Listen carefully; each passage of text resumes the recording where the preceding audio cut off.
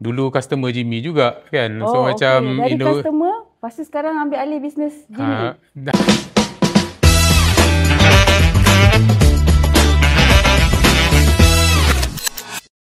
Beckham. Okey.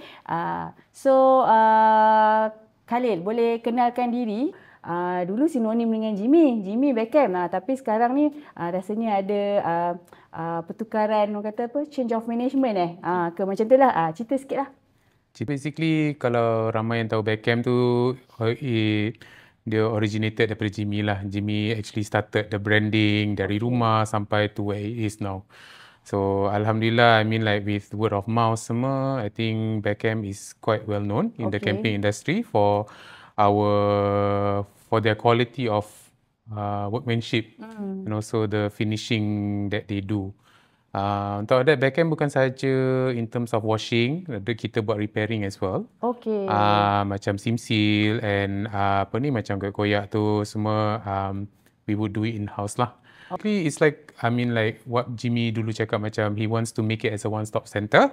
Tapi unfortunately he actually had to leave and I took over the company. So to run his legacy lah. Macam whatever his vision is, kita cuba achieve it and make it better. Beckham since 2022, I think about 2-3 years already in the market. Tapi dulu macam like I say lah, dulu macam dia buat kat rumah je. Dulu sampai home base sampai tahap the wife bising.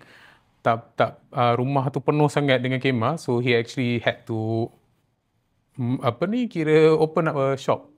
That's a good sign lah. Maksudnya bisnes tu berkembang kan. Semua orang mula daripada rumah. Alhamdulillah.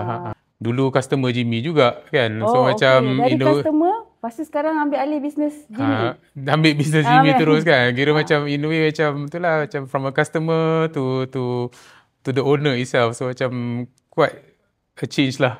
Okay. Bagus tu lah. Kita orang pun paling wow bermula daripada kampus juga jadi paling wow. So sebenarnya buat apa?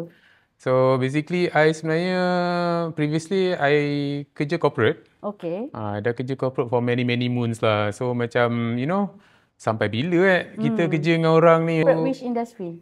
In the financial industry. Alright, okay. I decided to actually leave corporate. Okay. And then, it's like jumping, kira macam mana nak cakap, macam just drop the ball. Okay. And jump into entrepreneurial. Alright. Memang tak ada experience, tak ada apa, let's go for it. Okay. And give it a go lah. Tapi itulah macam like I say, macam from corporate tu, it's very hard to please people kan.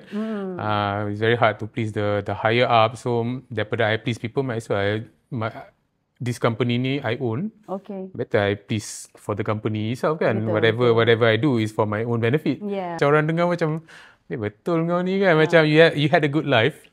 But then you change direction macam terus 180 terus tukar.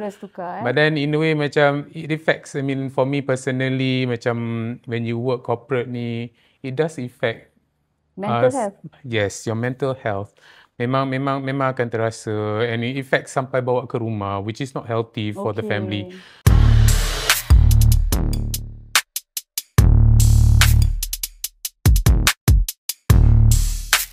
Ya, jadi dah cerita you cuci kemah, daripada kemah camping ke kemah circle semua kan. You sendiri, are you a camper?